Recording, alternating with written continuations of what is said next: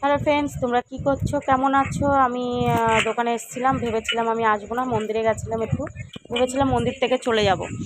তারপরে দেখো ওনার নিয়ে আসা হয়নি, আমি যার জন্য দোকানে যেতে পারিনি। ছোটো মেয়ে আর বড় মেয়ে গেছে, আর ভাবলাম তোমাদের সাথে শেয়ার করি। কি সবই তো শেয়ার করি না, তাই এটা করতে অসুবিধা কি? তা মশা এত জানো না কামড়িয়ে মানে পাগল হয়ে যাচ্ছে। আর সামনে কি সুন্দর শিবের বেরিয়েছে চড়কের, খুব সুন্দর সব নাচানাচি করছে, গান করছে, তোমরা দেখো।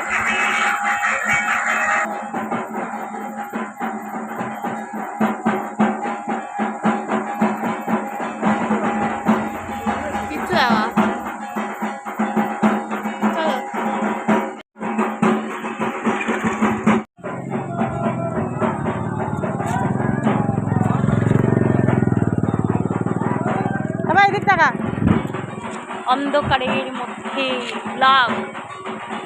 হ্যালো ফ্রেন্ডস, অন্ধকারে